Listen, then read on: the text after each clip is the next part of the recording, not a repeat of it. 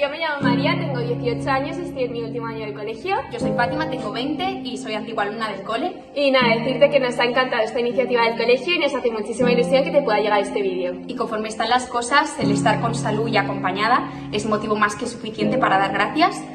Y nada, que te mandamos un abrazo enorme y que muchísimo ánimo, que todo va a salir bien. Y ojalá que cuando todo esto termine nos podamos ver y te podamos poner cara. Un beso muy fuerte y muchísimo ánimo, Carmen. Vicente, soy Patti y yo voy a rezar mucho por ti. Y estoy segura de que en la situación en la que estamos lo más importante es encontrar el lado positivo de las cosas y ser lo más feliz y sonriente que podamos. Y que si un día lo vemos todo más oscuro, no pasa nada. Porque siempre hay que recordar que Jesús nos quiere con locura. Así que nada, yo te propongo leer este libro que a lo mejor no has tenido tiempo para leer, o jugar ese juego de mesa, o de cartas, o de lo que sea. Y estoy segura de que saldremos de esto mucho más fortalecidos y más felices. Así que un abrazo enorme.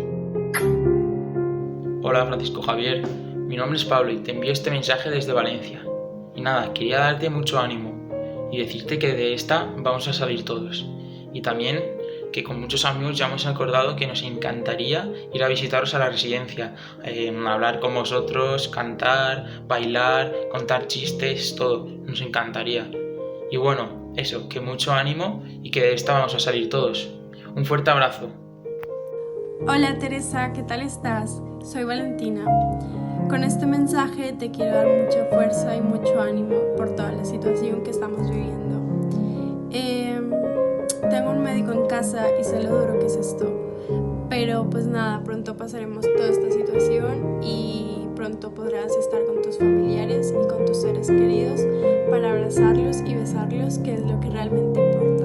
Así que nada, un beso. Muchas gracias, cariño, me has emocionado mucho.